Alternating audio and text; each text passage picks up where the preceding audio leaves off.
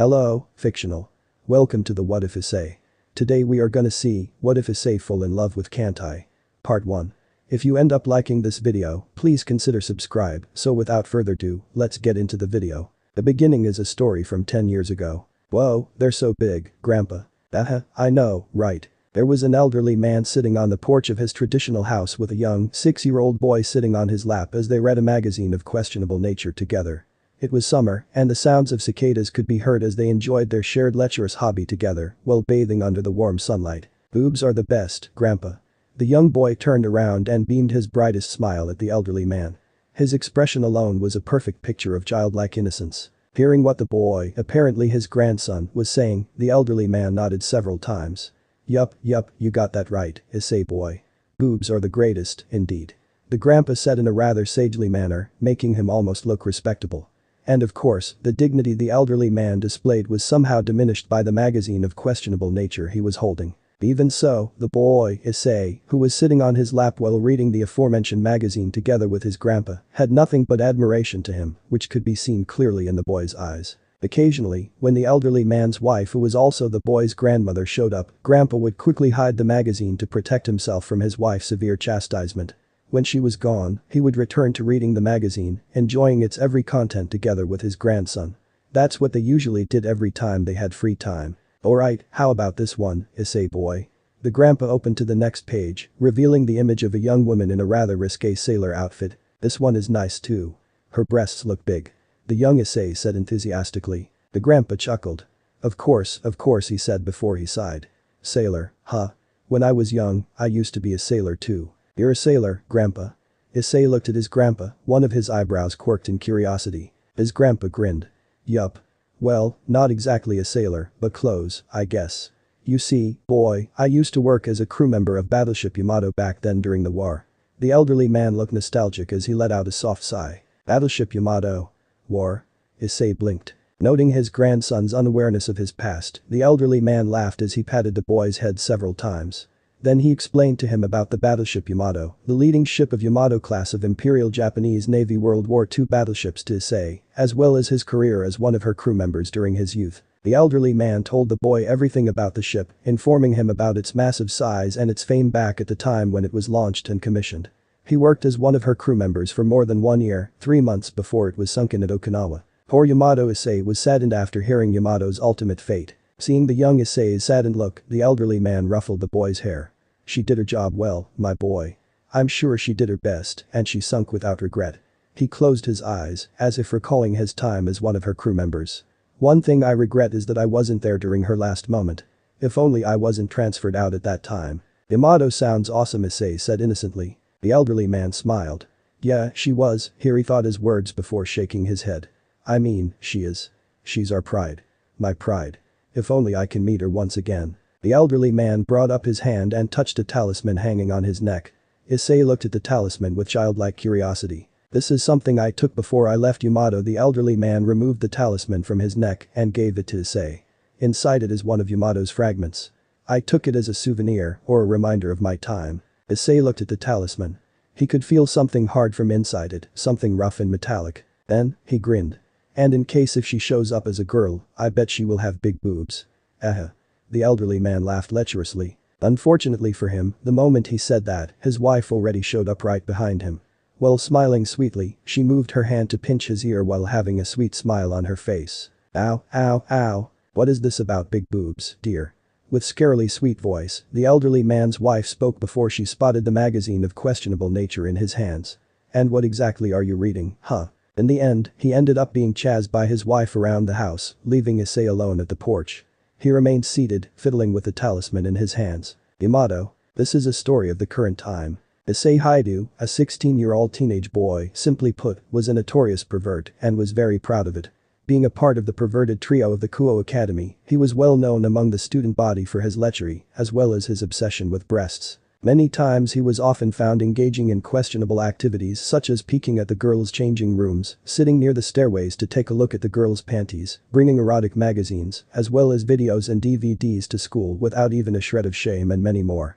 And let's not mention about his dream of becoming a harem king. And of course, there were many downsides to his infamy among the student body, and the major one was that due to his perverted tendencies, he was virtually considered as the enemy of all women, a status he shared with his fellow perverts. So, he was doomed to live his high school life without a girlfriend. It was quite a saddening thing indeed, but for the sake of his dream, he did not falter, and he swore to himself that he would one day achieve his dream of becoming the harem king. It was a thorny, dangerous path to be taken, but he would keep moving forward without wavering. At this rate, he needed a miracle if he wanted to get himself a girlfriend. Luckily, Lady Luck seemed to be smiling at him, as one day, a cute girl from another school came to him and asked him out. It was the happiest moment of his life to have a cute girl asking him out for a date. Uma Mono. That's the name of the girl who asked him out. She was a cute girl with shiny black hair, a cute smile, and of course, a pair of big breasts. To have such a cutie asking him out, Issei felt so blessed.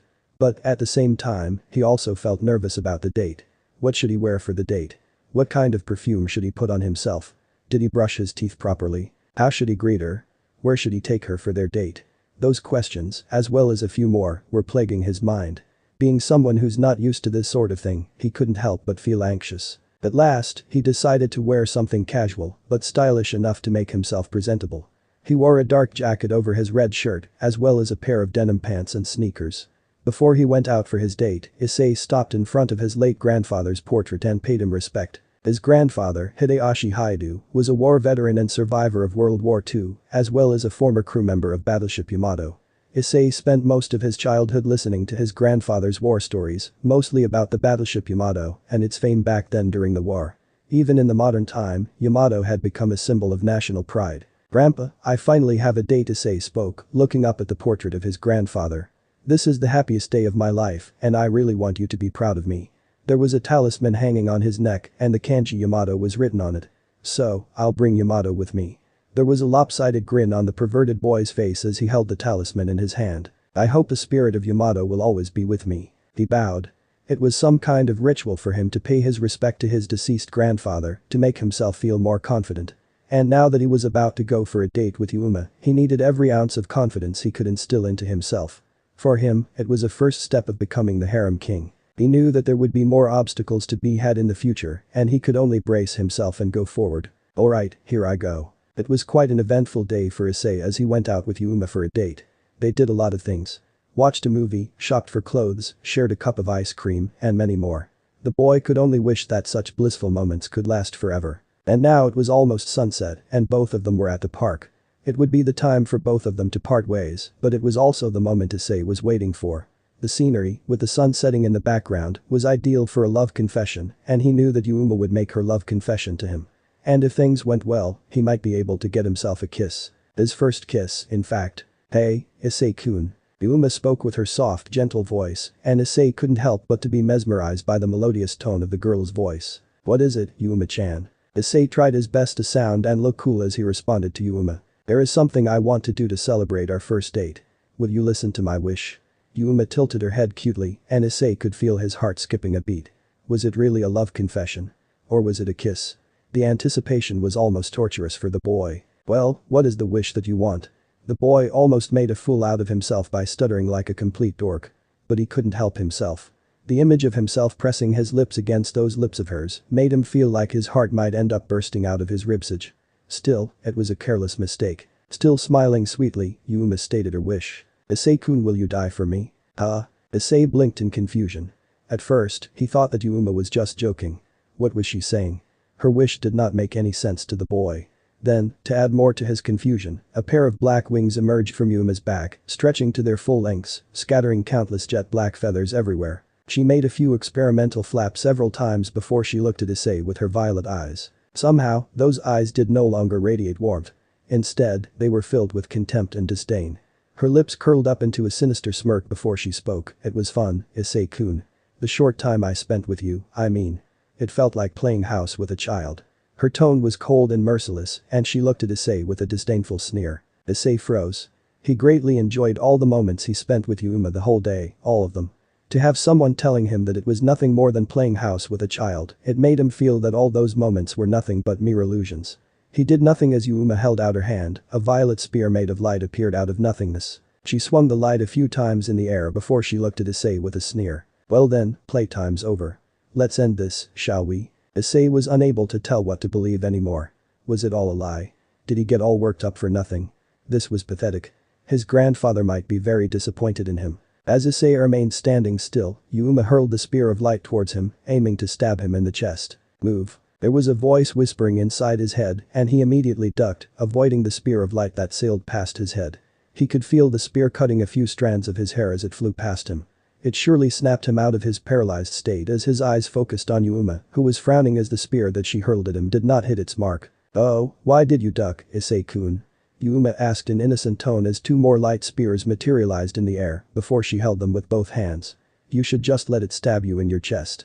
It'll be less painful that way," she giggled as she flapped her wings again, scattering more black feathers around the area. Knowing that he would be doomed if he stayed still, Issei spun on his heel and sprinted away, running for his life. There was something that urged him other than his survival instinct to run away from Yuma. He couldn't tell, and considering the situation he was currently in, he had no time to think about it. He needed to get away from her as he couldn't afford to let himself killed. He needed to survive. More than anything, he needed to get away from her, alive. Behind him, Yuma kept pursuing him, cackling while hurling the spears of light towards him. She propelled herself using her black wings. "What's the matter, Issei-kun? Why are you running away?" Yuma said mockingly. "Come on. This won't hurt much." Then, one of her spears of light stabbed through Issei's thigh and he let out a pained scream before he fell to the pavement. A pool of blood started to form from where the spear had stabbed him.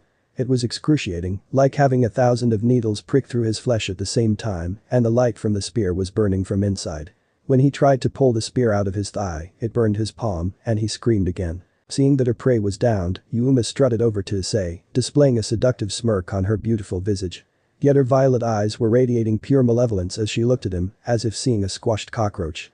As she stood before him, she leaned forward, giving him a clear view of her cleavage before she grabbed the shaft of the spear of light that stabbed him on his thigh. She did a suggestive motion as she moved her hand up and down while holding the shaft before she pulled the spear out roughly, causing the boy to let out another scream of pain. Losing too much blood, Issei could feel his vision blurring. Yuma smirked as she touched Issei's chin, stroking his face in a rather intimate manner. "Sorry," Yuma said without any hint of remorse in her tone and expression. "You were a threat to us, so we decided to get rid of you early.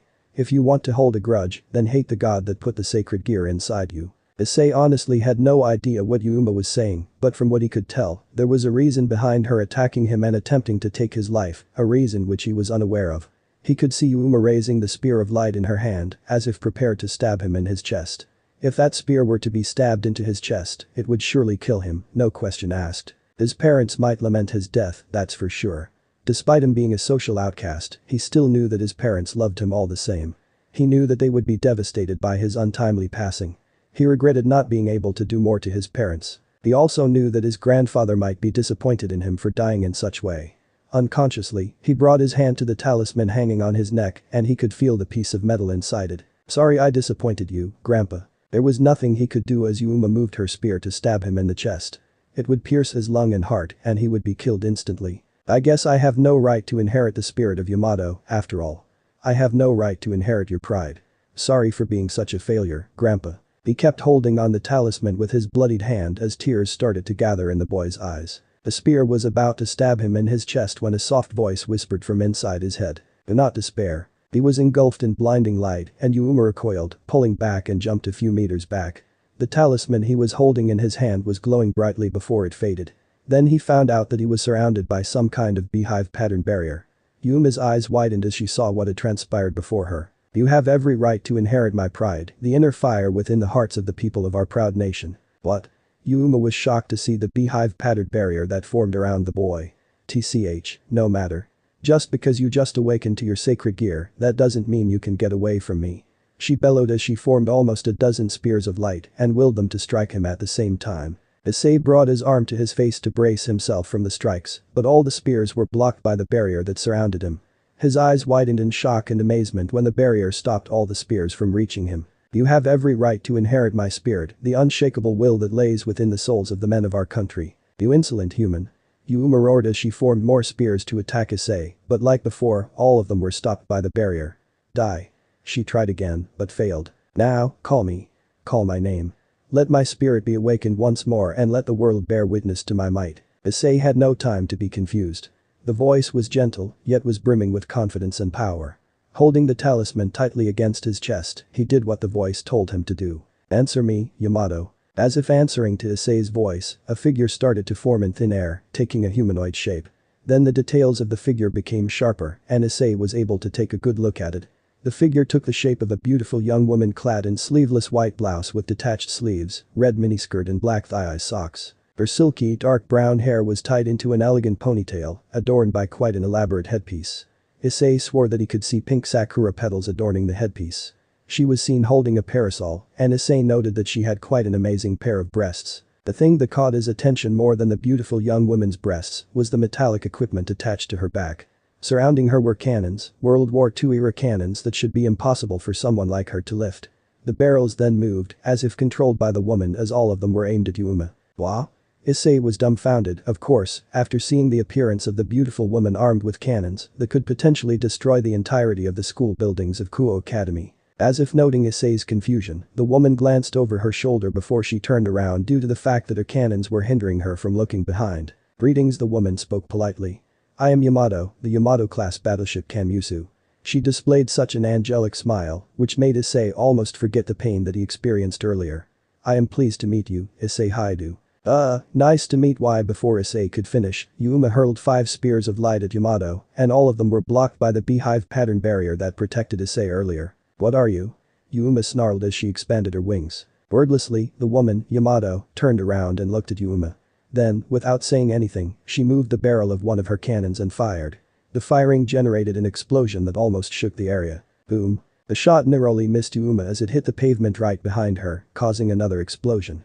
There was a crater the size of a truck as the dust dissipated. Issei could see one of the barrels smoking, while the other 3 were pointed at Yuma. The winged girl took a few steps back as all the cannons were aimed at her. "That is only a warning shot." Yamato spoke. Despite the soft tone of her voice, Yuma froze, as if noting the threat that Yamato had given to her. "Stop what you are doing at once or I'll shoot." "Your choice." Yuma was given an ultimatum: leave and be left alive, or stay and be obliterated. With a growl, she flapped her black wings and ascended to the sky, flying away, leaving both Yamato and Issei on the ground. Seeing that Yuma had ran away, Yamato turned around and smiled at Issei. "Are you alright?" she asked before she looked at the wound on Issei's thigh. "Oh my," she brought her hand to her mouth, realizing how grievous the boy's injury was. Issei tried to get up, but due to the pain and the loss of blood, he lost his balance, falling on his back. The loss of blood caused him to feel lightheaded. Everything started to darken, and the last thing he heard before losing his consciousness was Yamato's warm, gentle voice as a soft, delicate hand touched his forehead. "Please rest, Admiral. From now on, leave everything to me." Issei Hyoudou felt comfortable. He felt like he was wrapped in his warm blanket on his comfy bed. And not to mention he was snuggling against something warm. Some kind of floral fragrance that came from nowhere also made him feel more comfortable. "Yufufu, wake up or I'll cut you up to pieces." The boy felt like he had to wake up as his alarm clock started to ring. It was Yandir version for the day, by the way, but decided against it as he continued snuggling against his warm pillow. It surely was soft and comfy, just like a girl's flesh. He swore that he might have touched something totally soft which felt like groping a pair of oppi. But then, his mind froze when he heard a moaning voice. On. His eyes were still closed, and he was still snuggling against the soft pillow, where that voice seemingly came from. After a few seconds, he gave it another experimental squeeze. Hiya. Such a sweet cute voice. Issei could feel his heart racing. Should he open his eyes? Or should he not?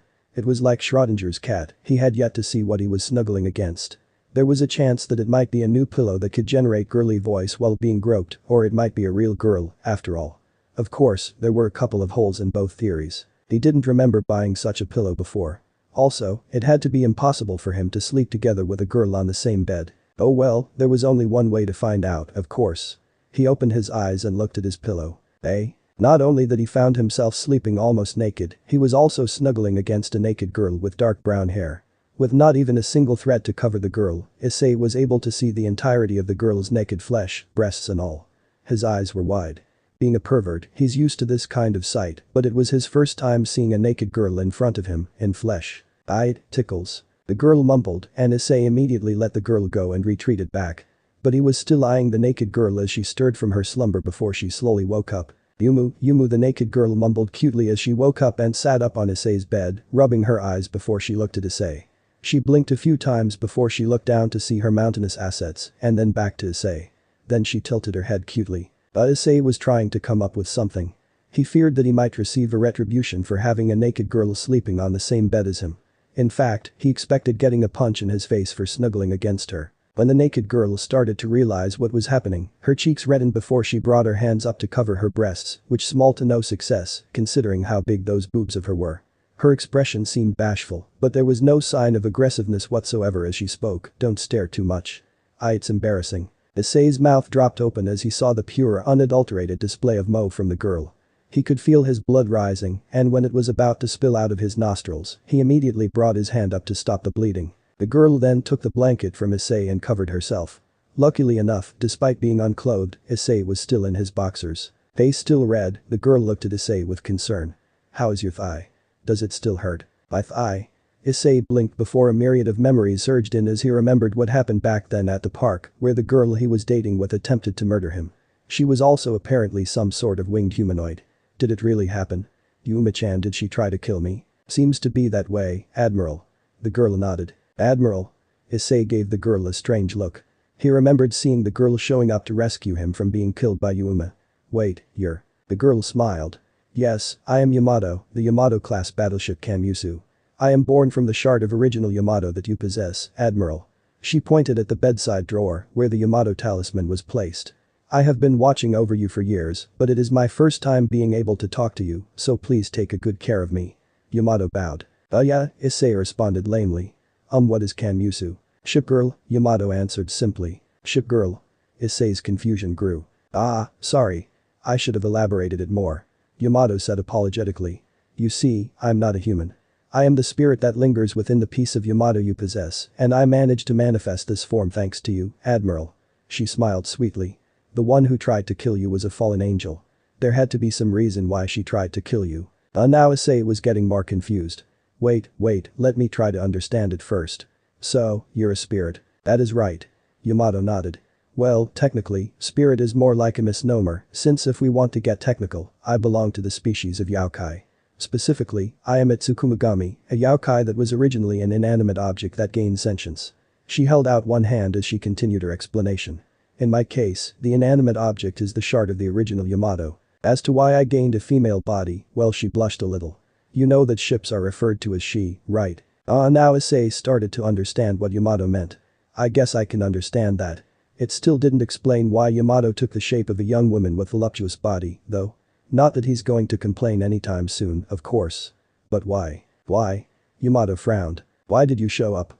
There were a lot of things that Issei had yet to understand, but he wanted to know why Yamato showed up at the moment he was about to be killed by Yuma. Not that I didn't appreciate it, but there was a sad smile on Issei's face. "I almost gave up when Yuma-chan was about to kill me. At that time, I didn't think I was worthy of inheriting Yamato's pride. I thought that my grandpa might be disappointed in me," he said self-depreciatively. "I just didn't want to tarnish Yamato's pride when I embarrassed myself at that time. My girlfriend tried to kill me, remember? That sure was embarrassing." He grew up hearing the stories about the great Yamato, about how famous she was at that time during the World War II. Legends were born as Yamato became the symbol of Japanese pride. He grew up admiring the beauty of such pride. In a way, he was envious of his grandfather for being one of her crew members at that time. To be a part of her legend, it was one of the greatest thing a man could dream of. When he almost got himself killed when Yuma showed her true colors, he realized how unfitting he was to inherit the pride and spirit of Yamato. To associate himself with Yamato would shame those who once became her crew members, the ones who were a part of her legend. He didn't want such thing to be sullied, especially if it was him who did it. Issei Yamato spoke softly as she brought her hand to stroke Issei's cheek. "You did not taint my pride. I saw everything, from the moment when your grandfather handed you one of my fragments. I saw how much you admired what I embodied. I was happy to see that beautiful admiration of yours." The shipgirl closed her eyes. "Besides, I can also feel the spark of fire within you, something that reminds me of the pride I once embodied." She opened her beautiful eyes and smiled at the boy. "That is why I will follow you. Only those who can appreciate what I once embodied are worthy to command Yamato. From now on, you are my admiral." Issei, who was still confused, just looked at Yamato before he looked down, only to see that his thigh was no longer injured. There was a faint trace on his thigh, but it was no longer painful. When he touched it, he figured out that the healed part felt much softer than the rest. "How did you heal this?" Issei asked. Yamato smiled. "It is a yokai specialty, Admiral. By channeling my spiritual energy into you, I can accelerate your healing process." Whoa, it doesn't hurt anymore, Issei said as he poked on the part where he was stabbed. Thanks, Yamato. Blushing slightly, Yamato nodded. You're welcome, Admiral. So, how can I ask you why we're Issei? Wake up. The door of his room was suddenly opened, revealing Issei's mother. You still have to go to school, remember? Go and eat breakfast. Issei's mother stopped when he saw a naked girl on her son's bed. The ladle she was holding unceremoniously fell from her hand to the floor. Issei could see that there was no way he could get himself out of this sticky situation. I can explain. He offered lamely. As for Yamato, she only tilted her head innocently. I can explain, Mom. Issei repeated what he said earlier to his mother, who was eyeing both him and Yamato, who were on Issei's bed. The perverted boy gulped, thinking that he might be in serious trouble. Then, much to his surprise, his mother just let out a soft sigh and smiled at him before she picked up the ladle that she dropped earlier. Seriously, Yamato-chan, Issei's mother said. Don't you think you should put on something when Issei's around? She said to Yamato gently, chiding her for the lack of clothes. I am sorry, boss-an. Yamato lowered her head in apology as she used Issei's blanket to wrap the entirety of her naked body. It's just that I feel more comfortable sleeping naked. Shaking her head, Issei's mother went over to the bed and patted Yamato's head. Now, young lady, comfortable or not, sleeping naked in the same room as a boy is improper, you know. Come, you better put on something, or else you'll catch a cold. Nodding, Yamato got up from the bed, her body was still wrapped in blanket before she followed Issei's mother out of Issei's room, leaving Issei alone. What? Issei blinked in confusion. What's going on here? Poof. Suddenly, there was a small explosion in front of Issei. When the smoke that was formed from the explosion faded, Issei could see a small humanoid creature that looked like a chibi character from an anime. Clad in white sailor uniform and white shorts, the humanoid creature seemed to have a cowlick on top of her brown hair, and she looked at Issei, blinking a few times. What? Issei's confusion grew. Then, the small humanoid creature that looked like a girl waved her hands, as if trying to communicate with Issei. Issei looked at the small creature closer. Hello? The small creature looked at Issei, and Issei thought that she looked rather cute. She looked around before saw a notebook that seemed to be halfway out of Issei's bag. She pointed at it. Do you want that notebook? Issei asked. The small creature nodded. Alright, Issei said as he took the notebook and put it in front of the small creature. Due to her size, the notebook looked like a mattress. She kneeled on the note, tapping her stubby, seemingly fingerless hand on it several times. Huh? You want something else? Issei asked, and the small creature nodded. After a while, Issei realized what she wanted. Oh? You want a pen? Issei asked. The small creature nodded. So, Issei took a pen and put it in front of the small creature. She held the pen with both hands as she wrote something on the notebook. It took her a few moments before she managed to write a word. Hello. Issei looked at the childishly written word on his notebook. Well, hello to you. Again he studied the small creature's look. She was so small he thought he might be able to pick her up in one hand. So, what are you? Issei asked. The small creature flipped the notebook to the next page and wrote her answer. Fairy. Issei raised one eyebrow. Fairy. Are you saying you're a fairy? The self-proclaimed fairy nodded. So, do you have a name? Issei asked. The fairy thought about it for a moment before she shook her head. So, what should I call you? Issei asked again. The fairy seemed to be pondering about it for a moment before she wrote something on the notebook. 46 centimeters triple gun mount. 46 centimeters triple gun mount. Issei frowned. You want me to call you that? The fairy seemed hesitant. And at that moment, the door was opened. Issei could hear a soft voice coming from the door before he saw Yamato, this time in a rather simple, sleeveless dress, pink in color. I see that you have met 46 centimeters triple gun mount, Issei, Yamato said as she kneeled beside the fairy and held out her palm. The fairy looked at her before she hopped onto the palm and disappeared in a poof. What is she? Issei asked. She's the personification of my cannons, Yamato answered. 46 centimeters triple gun mount. Issei remembered seeing those giant cannons that Yamato used last night. So, those cannons I saw last night, they were the fairy. Yamato nodded. Yes. The main body isn't the only thing that can manifest in humanoid form, Issei. Everything that is related to the battleship Yamato will manifest in one way or another. In case of my equipment, such as my cannons, they are manifested in the form of the fairies, just like the one you saw just now, Yamato explained. I see, so that makes sense, Issei said. But what about my mother? I mean, what did you do? She wasn't surprised when she saw you on my bed. About that, Yamato held out a hand. Let's just say that once I manifested into this form, the reality was altered a bit, she said. It only worked because I've been with you for 10 years, which means I'm practically a part of Hyoudou's household. Formally, I am Yamato Hyoudou, your cousin who recently joined the household. She gave Issei a sad smile. I feel bad about this, because technically, I've been lying to your parents. But this also allows me to stay by your side, Issei. A altered reality. While Issei might not be a terribly bright student, he was smart enough to understand what Yamato really meant. The moment Yamato manifested her humanoid form, the reality was adjusted to accommodate her existence, and due to the fact that she had been together with Issei, a member of Hyoudu's household, in the form of a talisman for 10 years. That was why Issei's mother wasn't freaked out when she saw Yamato earlier, because due to the shifted reality, she saw Yamato as her niece who had just recently joined the household. But if my mom sees you as her niece, what will she think about your parents? Issei realized how stupid that sounded because there's no way a ship could have parents, but Issei wanted to know how much was changed due to the shift of reality. She will think that I had just recently lost my parents in a traffic accident and I had to move into your household because I had nowhere else to go, Yamato said. She didn't seem to like having to take advantage of the altered reality, judging from her tone and expression. Still, all those are necessary lies so that I can be with you, Issei. She held Issei's hands.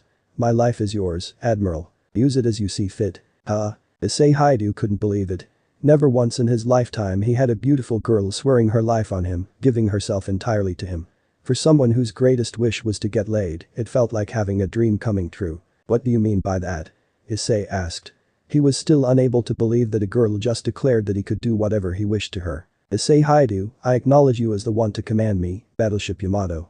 You are now my admiral, the one who would use me as he sees fit, Yamato said. That will mean that you are worthy to command the fleet of shipgirls. Earning an approval from someone who used to be a flagship during the war allows you to command other shipgirls as well. Issei's eyes widened. Wait, did you say there are other shipgirls? Why of course, Yamato nodded. I'm not the only one who fought during the war. There were some other ships that were made famous due to their accomplishments during the war. Now that you have me, you are now given the authority to command all the warships that had fought for the Imperial Japan. So are you saying that I can have a harem of girls who are the manifestations of WWII's warships? Issei asked. The idea of having a harem of beautiful girls who were the personifications of ships that fought during the World War II was quite appealing for the perverted boy. And considering how beautiful Yamato was, Issei thought that the other shipgirls might be beautiful as well. And I'm free to do whatever I like to them. Harem? Well, I suppose you can do that too, Yamato said. After all, that is your decision to make, Admiral. Awesome. Issei exclaimed. In real life, there's no way he could make his own harem. He couldn't even get himself a girlfriend. Well, he did, but that girlfriend of his somehow almost killed him on their first date. He couldn't restrain himself from shivering in excitement when he was presented with the possibility of building his own harem. But, please bear this in mind, Admiral Yamato said. In order to gain the shipgirls, you have to prove yourself to them first. We are made from the ideals that represented the ships, and you have to make sure that you are worthy of inheriting such ideals. Inheriting ideals? Issei mused. But how about you, Yamato-chan? Am I? He felt a little afraid asking her about this, considering about what happened last night. Am I worthy to inherit your ideals? Am I worthy to inherit the ideals of Yamato? He grew up admiring Yamato, but he wasn't sure whether that could make him worthy to inherit her ideals or not. Issei, I saw everything, Yamato said. From those 10 years I spent with you, I could sense how beautiful your admiration to my ideals was. Never giving up, no matter what odds. Never faltering, even against overwhelming obstacles.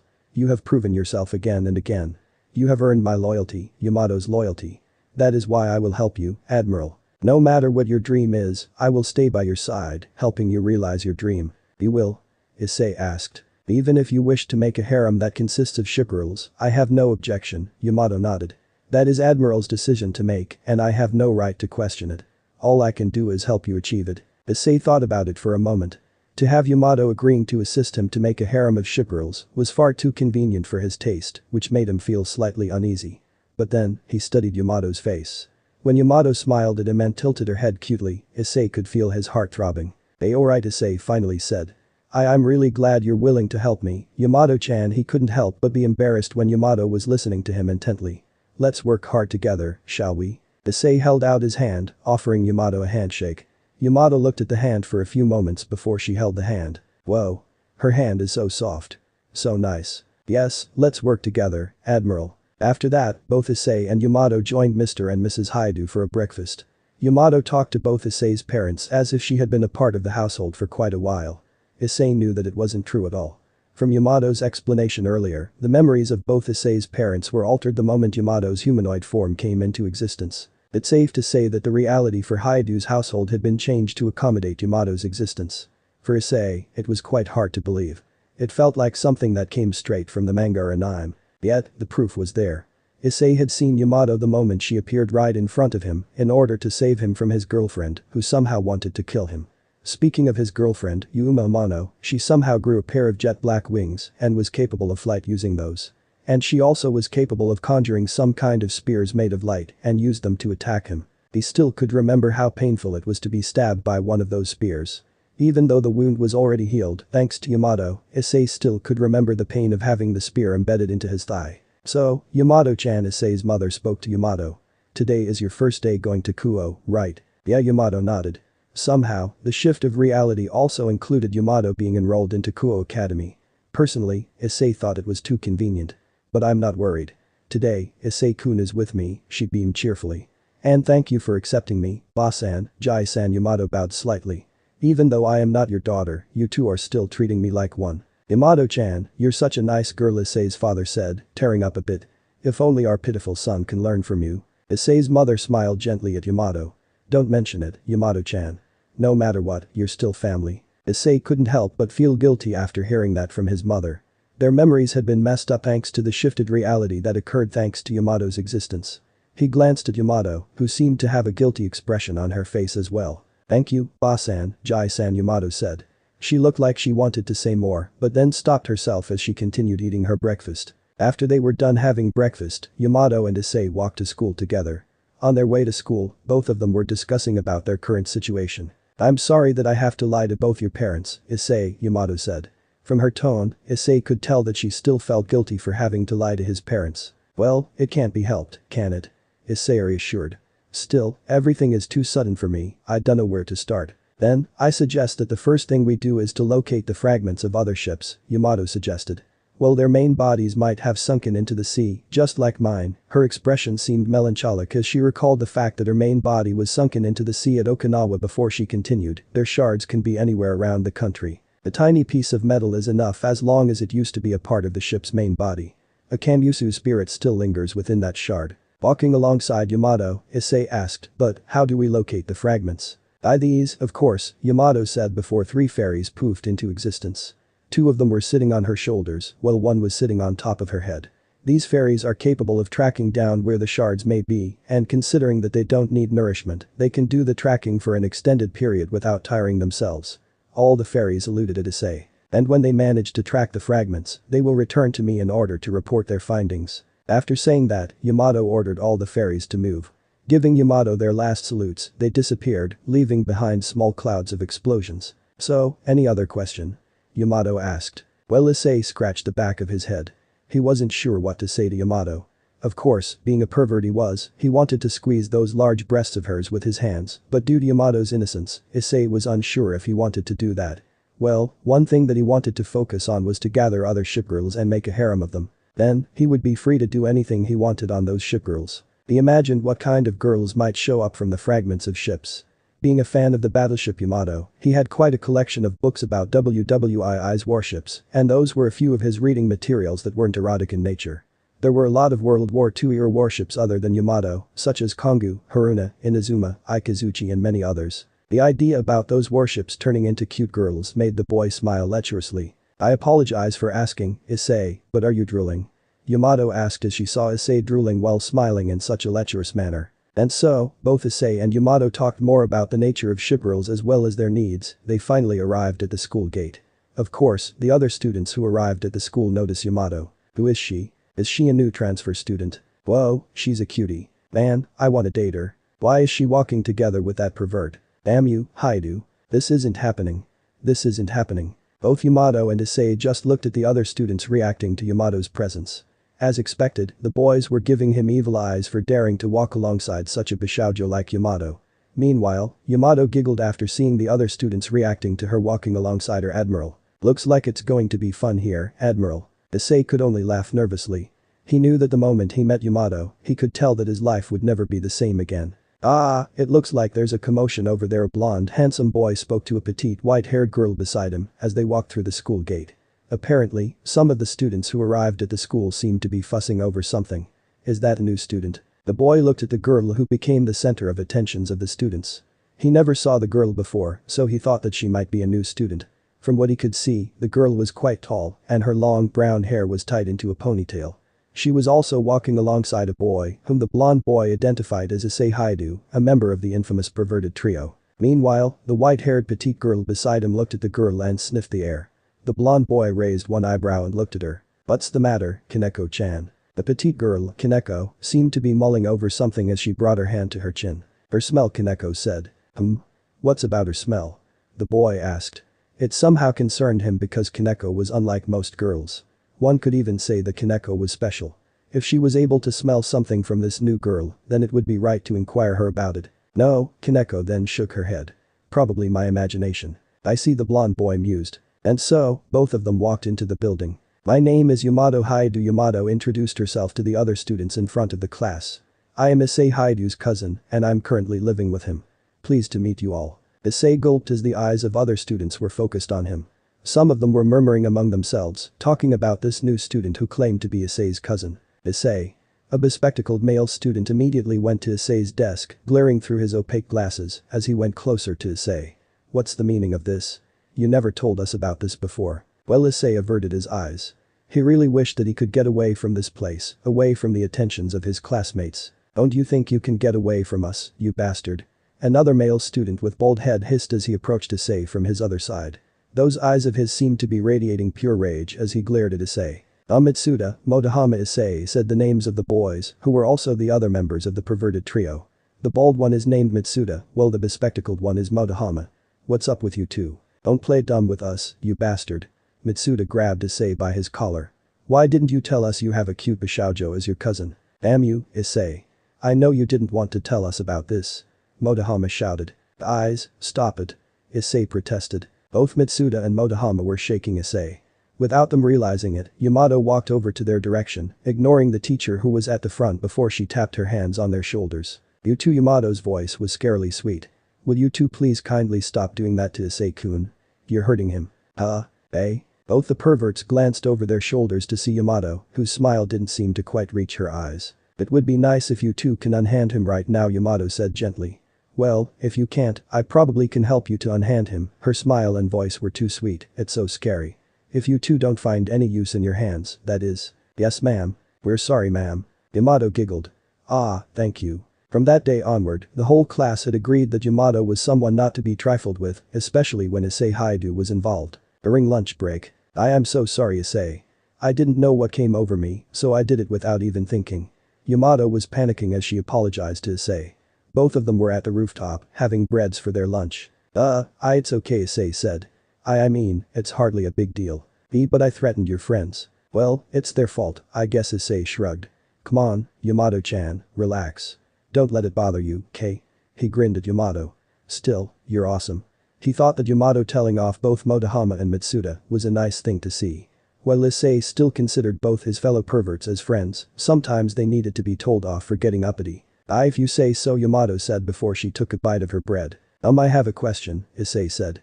"Do ship girls eat?" Yamato looked at Issei before she answered his question. "Yes. We do need nourishment, unlike our fairies. Normally, our diet consists of bauxite, steel and fuel, but normal food will do as well. We replenish our strength much faster by consuming bauxite, steel and fuel than normal food." I see. Issei mused before he realized what Yamato meant. "Wait, did you say you eat steel?" "Yes," Yamato nodded. "Is there anything wrong with that, Issei?" "Well, no, I guess since you're a ship, that makes sense." Issei scratched his cheek. "But how do you eat steel?"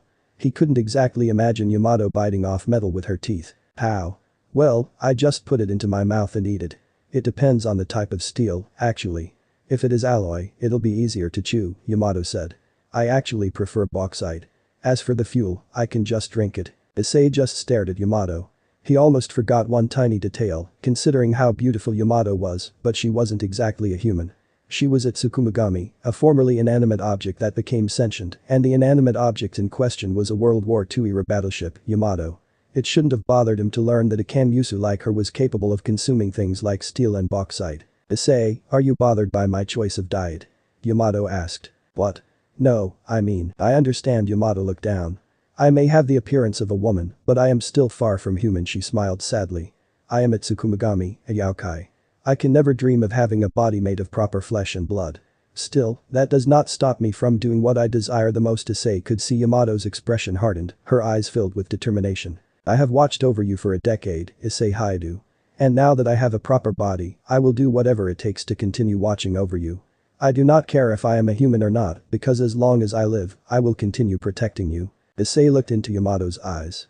True, those eyes of her were filled with determination, but he could also feel something else. Yamato-chan. Unconsciously, Issei moved his hands to hold Yamato's as he continued looking into Yamato's eyes.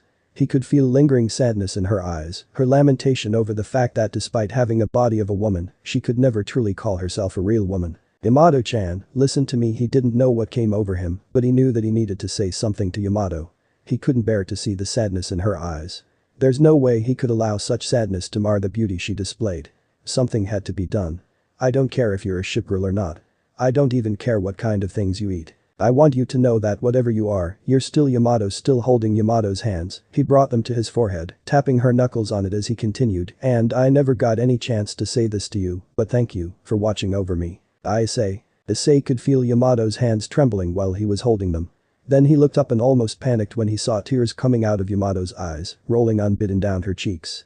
Seeing that Issei was panicking, Yamato gently pulled back her hands and used them to wipe away her tears. I'm alright. You don't have to worry anymore. Yamato said, wiping her tears. I'm just glad. Yamato-chan. Before they could say more, suddenly there was a small explosion not too far from them. As the cloud that was formed from the explosion dissipated, they saw one of Yamato's fairies, giving them a salute. Ah, you're back. Yamato went over to the fairy and lowered her body, holding out one of her hands. The fairy jumped onto her palm. Did you already find one? Yamato asked, and the fairy nodded. That was fast.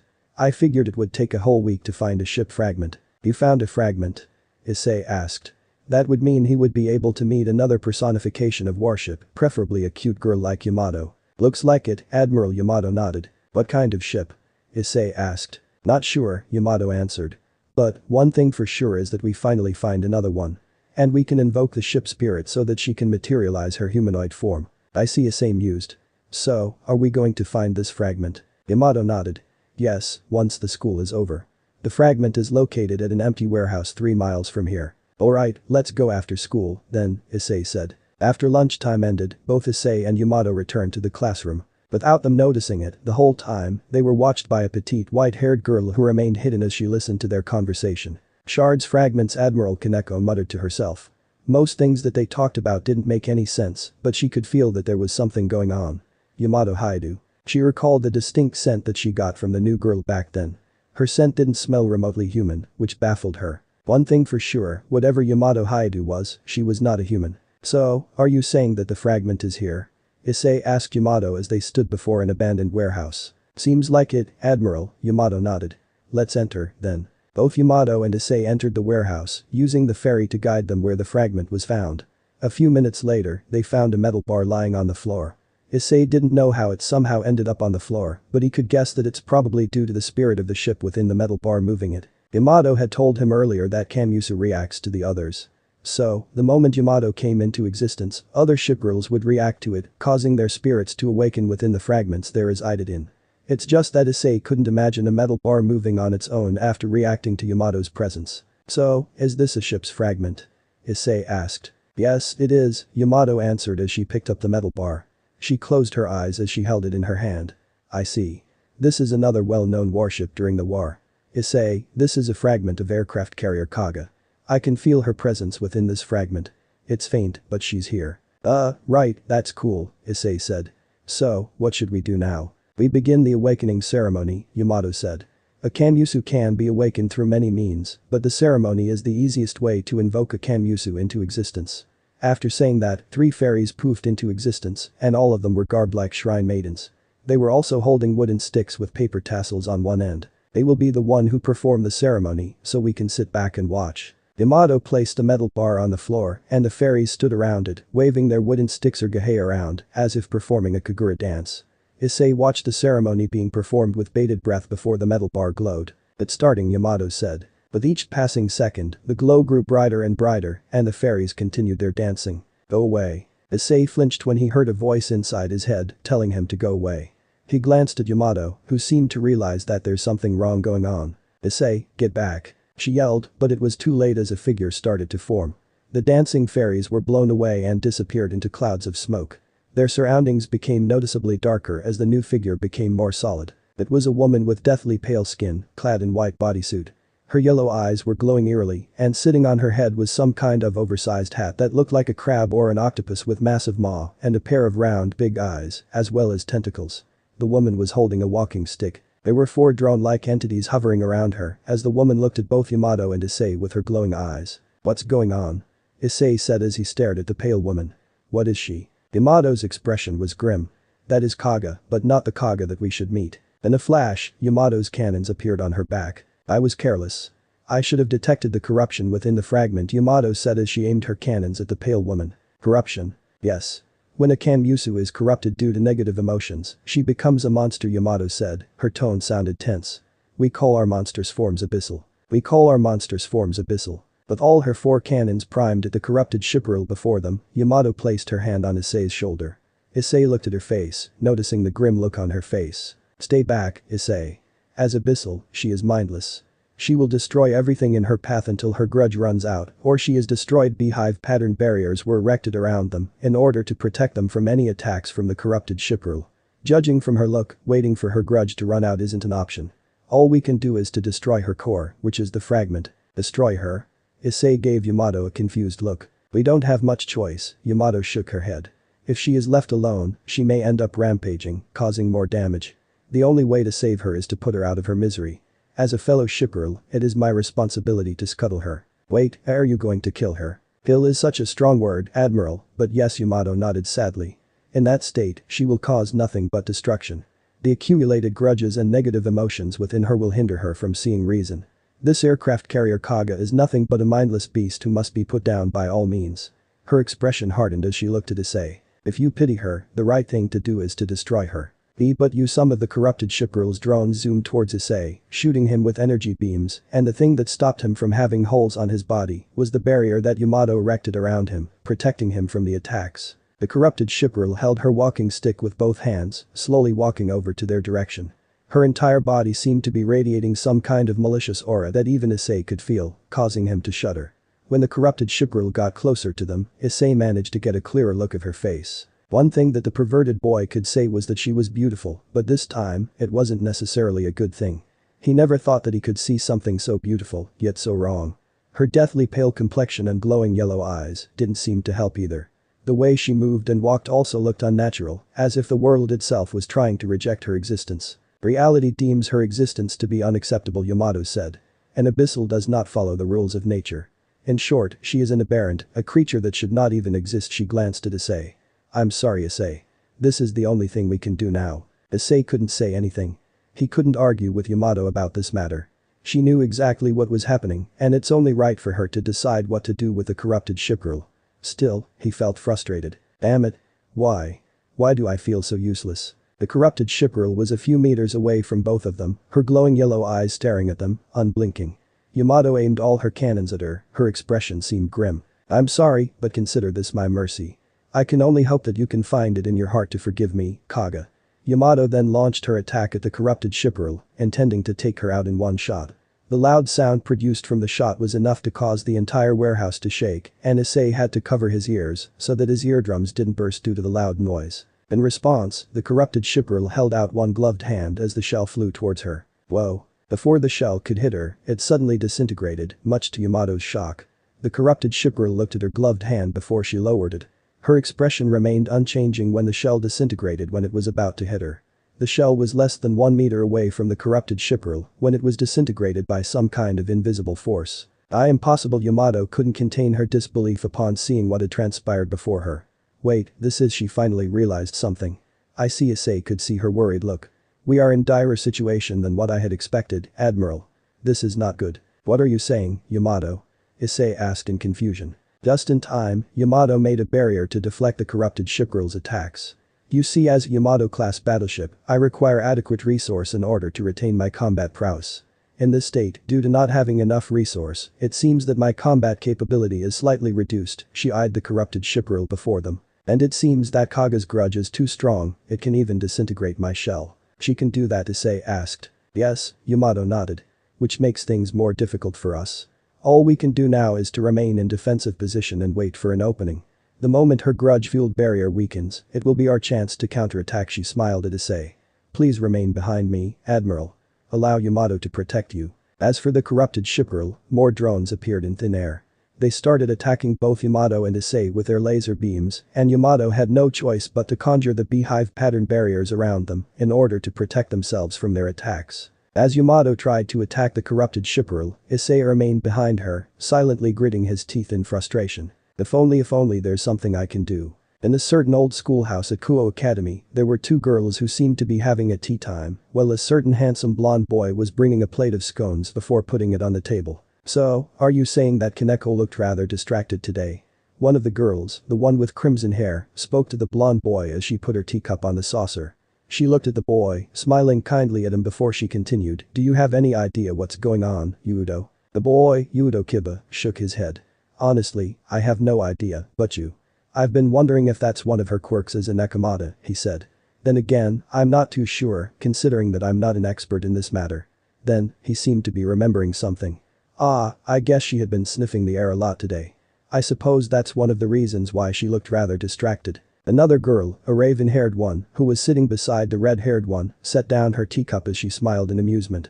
Well, she is a cat. Cats are sensitive with smells, she chuckled to herself after that. She's probably smelling the scent of catnip for all we know, fufufu. That's possible, but why don't we just ask her about it when she's here? The red-haired girl said after sighing. Oh, a little speculation won't hurt, Ria's the black-haired girl pouted. Then again, I'm worried about Kaneko-chan, actually. I never thought she can be that distracted. She folded her arms under her rather opulent breasts. At least she's not showing any signs of being in heat, though. The red-haired one who was called Ria's rolled her eyes. It's still too early for her, Akeno. And let's stop talking about her behind her back, shall we? Alright, if you say so, the black-haired girl, Akeno, shrugged. Speaking of which, I notice a rather large stack of books over there, she held out her hand, pointing her dainty finger at the aforementioned large stack of books not too far from them, which was located at the corner of the clubroom. Upon hearing the enquiry, Ria's cheeks turned a little red. While fiddling with her fingers as she averted her eyes, while at the same time making an impression of a little kid who got caught trying to steal cookies from their jar, Ria spoke, you see, Akita-san lent me some books about Japanese and Oriental mythologies, and I somehow thought it'll be fine to bring them here after that, she added, this is a cult research club, after all. Those books are totally relevant. Oh, okay, Akeno said. So, your brother's knight lent you some of his books, and you brought them here, she paraphrased what Ria's had been telling them. If I'm not wrong, I remember Butchu asking Akita-sensei to borrow those books. Kiba said not so helpfully, and Ria shot him a dismayed look, not expecting his betrayal. Well, I don't think there's anything wrong with that, Butchu. Ooh, fine. Ria said, throwing her hands up. I begged Akita-san to allow me to borrow his books. I just want to study more about yokai. Totally figured that, Akeno said. You can be quite an otaku when it comes to Japanese culture, Ria's, she chuckled mischievously while Ria's puffed out her cheeks, pouting. Don't be mean. Ria's protested. She knew that she would be teased by the other girl for the rest of the day. Luckily for Ria's, Kiba was there to save the day. Before Akeno could tease her more, he spoke, but you said you want to study about yokai. Do you have anything specific in mind? Seemingly grateful that Akeno wouldn't be able to tease her more, Ria's looked at the blonde boy and smiled at him. Well, I'm so glad when you asked that, Hyoudou. You see, a few days ago, Sona and some members of her peerage encountered a type of yokai. She got up from her seat and went to a nearby cabinet to take out a broken Japanese teacup. This is what remains of the yokai after they dealt with it. A teacup? Kiba raised one eyebrow. He noticed that the teacup looked old, with faded color and covered in dirt. I see they encountered a yokai that was born from an old teacup. Exactly, Ria's nodded. The yokai was relatively harmless, but it's been causing a little ruckus around the neighborhood, and it happened that one of the members of the student council stumbled upon it, and the rest is history. So, a yokai that was born from an inanimate object. Akeno also got up from her seat, going over to Ria's direction to take a good look on the old broken teacup that the red-haired girl was holding. At Tsukumagami, you mean? Yes, that Ria's nodded. From what I have read, a Tsukumagami is a type of yokai that used to be an inanimate object that gains sentience after 100 years or so. It seems that everything can gain sentience, even the mundane objects like teacups or swords. Sentient swords, huh? Kiba mused. Well, I admit that is quite interesting. Akeno giggled. Does the idea of having swords that are sentient interest you, Kiba-kun? Your special ability isn't enough for you? Kiba shrugged. Well, a man can never have enough swords, he reasoned. Ria's coughed into her fist, drawing their attentions back to her. So, that's the general idea about Tsukumagami, but like most people say, there are several exceptions to everything. She smiled. While most Tsukumogamis are born after 100 years, some objects can become sentient and self-aware, even without reaching 100 years in age. So, you're saying that even something new such as this teacup can become a Tsukumogami? Kiba asked as he pointed at the teacup that was on the table. He was specifically pointing at the one that was used by Akeno when he asked that. Well, it's nothing like that. If anything, there has to be some sort of requirement for an inanimate object to become Tsukumogami without even reaching 100 years in age. Rias then held out a finger. It has to be some sort of objects that people admire and venerate. People believe that there are some sort of hidden power behind the seemingly inanimate objects, and in turn, the objects gain sentience. It is quite amazing, if you ask me.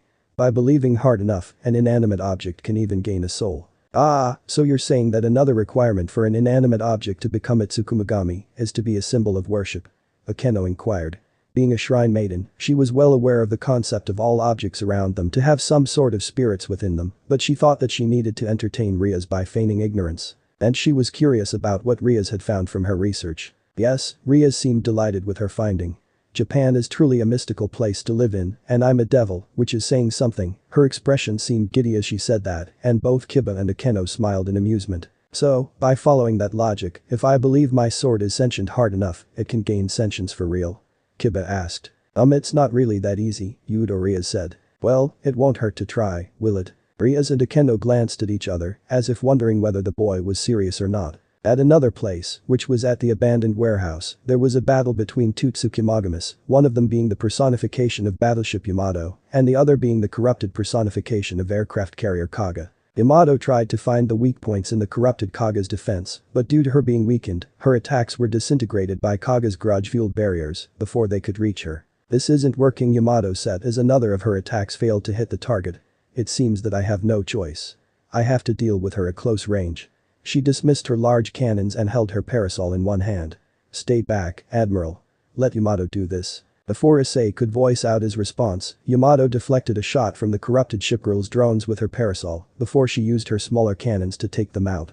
Despite being smaller and weaker than her 46cm triple gun mount, they were able to destroy the drones without much effort. Still, even by destroying the drones, she was still unable to get herself closer to the corrupted shipgirl due to the barrier and the continuous assault from the other drones. Still doesn't work, Yamato grunted.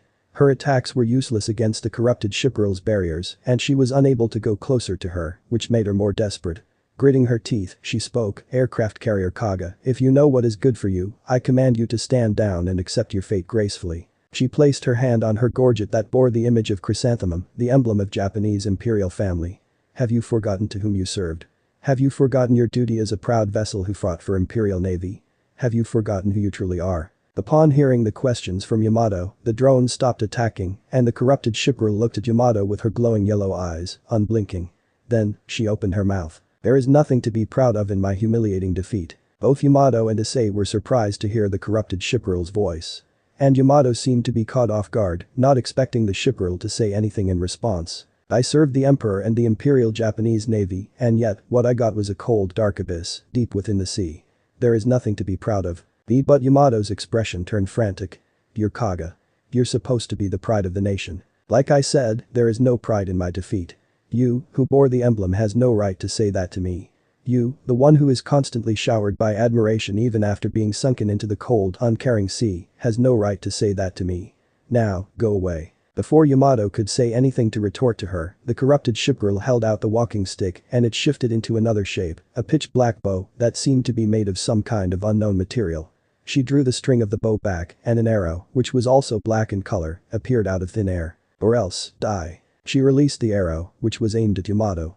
Using her parasol, Yamato deflected the arrow, but the force generated when the arrow collided against her parasol pushed her back, and Yamato scowled when she realized that her parasol was damaged by the arrow. Yamato, are you alright? Issei asked, going to Yamato's side. I'm fine, Admiral. But you should stay back, Yamato said.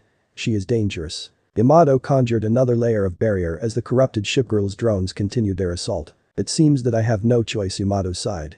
Issei, you better get yourself out of this place. The only way for me to take her down is to go all out, and it may probably end with me destroying myself along with her. Issei was appalled by how calm Yamato was when she said that. And this warehouse may end up being destroyed as well, so you better escape with your life, she smiled at Issei.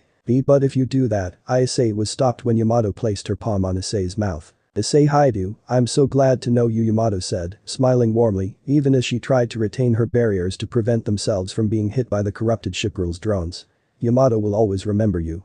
Now, go, she pointed at the exit. Let's meet again in another life. Perhaps she gave him a salute and a smile as Issei absent-mindedly walked towards the exit after being pushed by Yamato. Yamato. When Issei finally walked out of the warehouse, Yamato turned back to face the corrupted Kaga. Why are you crying? The corrupted shipwright momentarily stopped her assault as she saw tears rolling down Yamato's cheeks.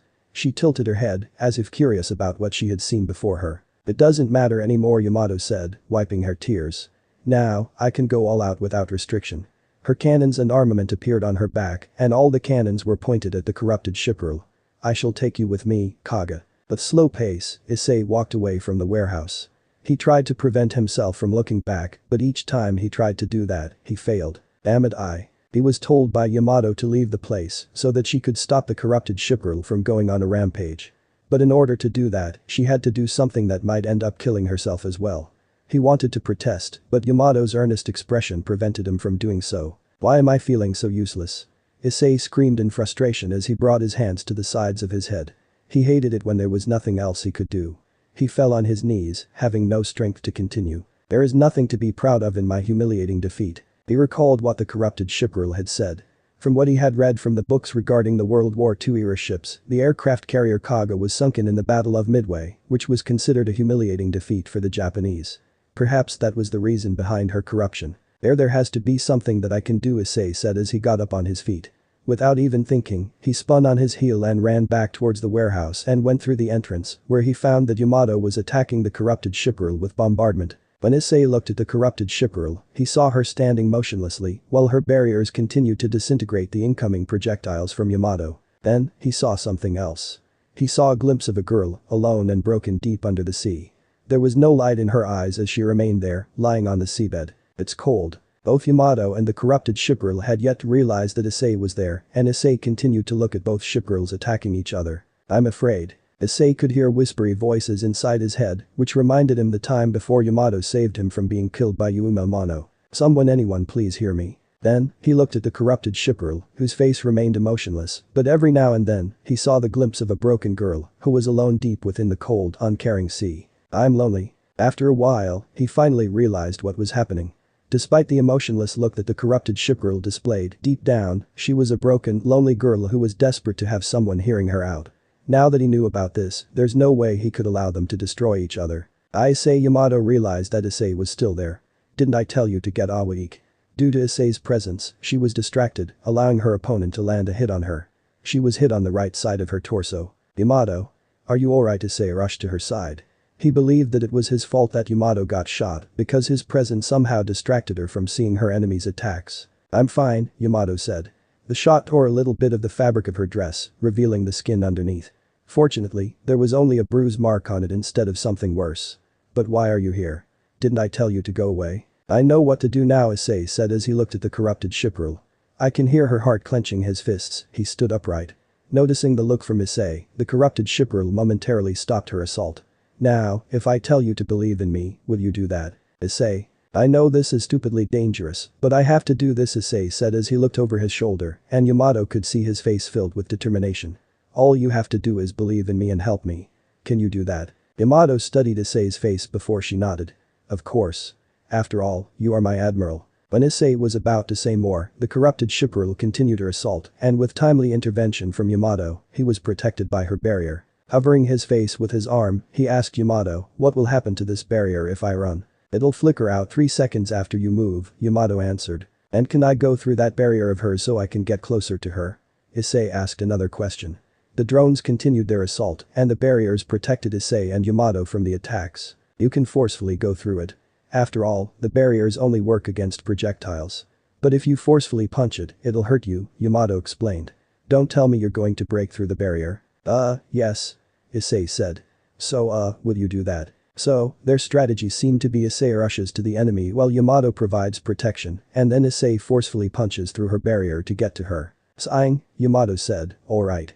It is your plan, and Yamato will go with it. Just don't do anything that may cause lasting harm, okay? Okay, Issei nodded. He looked at the corrupted shipwright. Alright, when I run, you give me barrier. And I'm going to break through her barrier to get to her. Affirmative, Yamato said. Issei gave her a signal before he started sprinting towards the corrupted shipgirl. Just like Yamato said, the moment he moved, the barrier that protected him from the drones dissipated and Yamato had to conjure more barriers around him as he moved. Brah! Issei yelled as he ran over towards the corrupted shipgirl, with Yamato continuously conjuring more barriers around him to protect him. Then, he stopped and stood 3 meters away from the corrupted shipgirl, with her grudge-fueled barrier between them. Without thinking, he threw a punch at the barrier. And it was a bad move. The moment his fist touched the barrier, he could feel his skin burning upon contact. He let out a pained cry when his fist was burned by the barrier. Damn it. Issei looked at the corrupted shipgirl before him.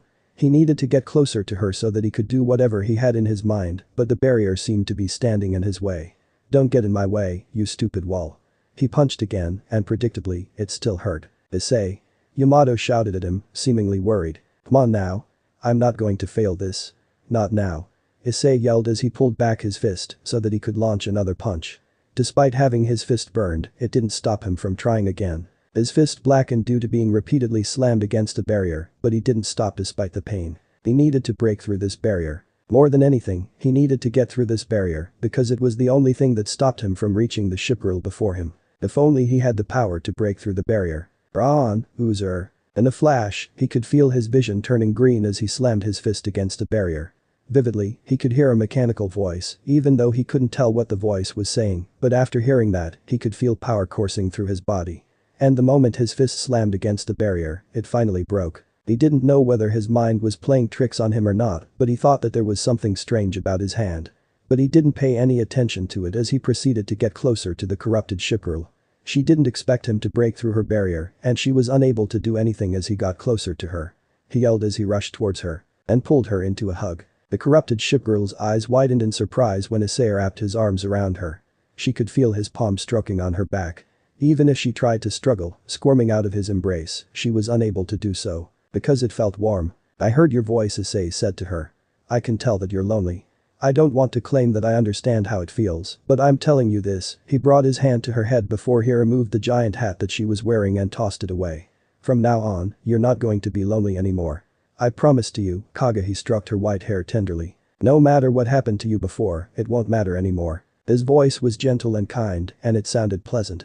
Her grip on her walking stick loosened before she dropped it to the floor. Her drones that were floating also dissipated into nothingness. No matter what, I'm going to be with you, Issei said, smiling. You're not lonely, not anymore. For a while, there was no response from her. After a while, Issei could feel her body shaking as she brought her hands up to his back, clutching on his shirt. Ah, sniffle, ah. Then, she sobbed. I'm scared. For the first time, Issei was able to see the change in her expression, and he noted how beautiful she looked as she cried.